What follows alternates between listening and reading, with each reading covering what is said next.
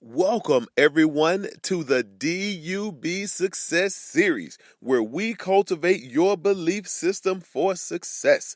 I am your host, Y. Nelson Thomas, and I want to know, do you believe?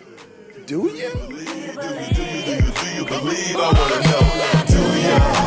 Do you believe? Do you believe? Do you believe? Do you believe? Do you believe? I want to know. Do ya?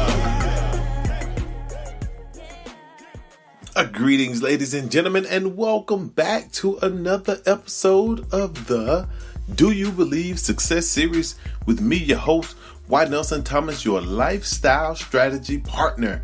I'm always honored to have anybody who takes time out of their day to tune into this podcast and listen. I want to tell you that I truly appreciate you so very much. I understand that you could be doing so many things, but right now you're right here, right now with me, and I truly do appreciate that. As you know, those of you who have been listening, I am in the midst of a 100-day podcast challenge where I will be releasing a new episode every single day for 100 days in a row. And it's been a beautiful journey thus far. I'm really learning a lot about myself and pushing myself to the limits. There are certain days when I forget to record the podcast, and I always have to make sure that I get it done before midnight because I want to stick to it.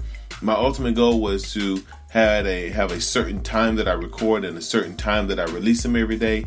Hopefully by the time the 100 days is over, I can have that portion of it worked out. But for now, I'm focusing on just completing the task at hand, focusing on getting the job done. And I'm super excited for anybody who's tagging along with me on this journey. As you know, if you have been listening to previous episodes, in addition to covering the 100-day podcast challenge, I also integrated into that the Love Dare challenge, where I was using the 40-day Love Dare as a guide to help establish intimacy back into my relationship, or just take it to the next level. Not necessarily establish it back, but just to enhance it and take it to the next level. So I've been using the 40-day Love Dare, and I think today was day number 23 of the Love Dare, where it always says love always protects.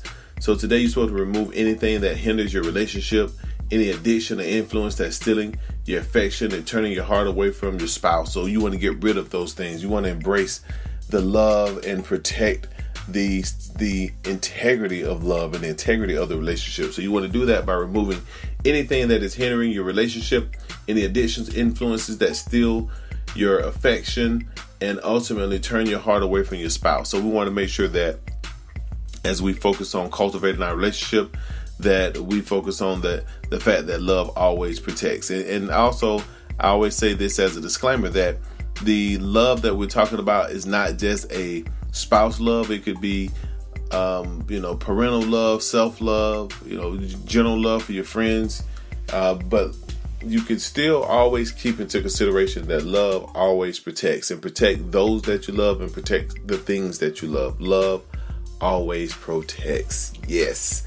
Now, if you've been listening also, you know that I've been using the 21 Irrefutable Laws of Leadership, a book by John Maxwell that's known to many leaders as the Leadership Bible. Is translated into hundreds of different languages, or many different languages. I don't exactly know how many, but I know it's sold millions of copies worldwide. And I'm using this as a guide because there are some examples of leadership that personally, I wouldn't want to follow, and I wouldn't want that to be the example that my children follow. So opposed to complaining about what someone else is doing, I decided to focus on how can I cultivate myself as a better leader to serve the people that I'm called to serve.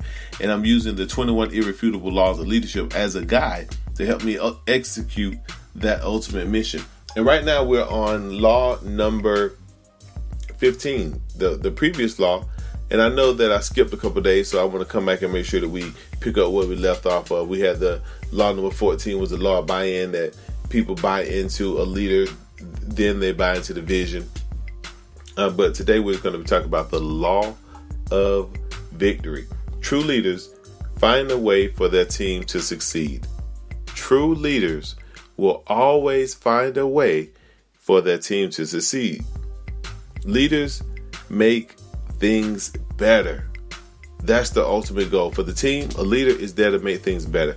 And one thing that I think that a lot of us will omit is the role of a leader in the victory. It's active engagement. Great leaders are the ones who, in the dark times, they can lead their team to the light.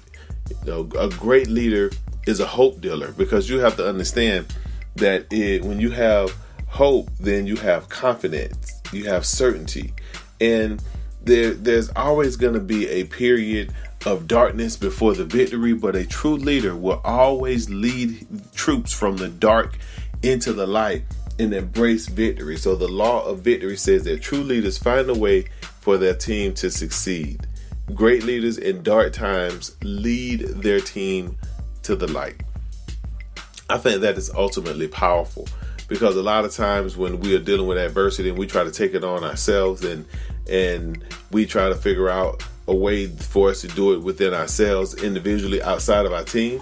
But as a true leader, you're always going to find a way for your team to succeed. That's whether you're talking about a leader in your household. You always got to find a way for your team to succeed. Whether it's talking about sports, there's always has to be a leader that guides the team to success. Whether you're talking about on your job and working in a professional role, there is always going to be the need for great and strong and solid leadership to lead you to a victory.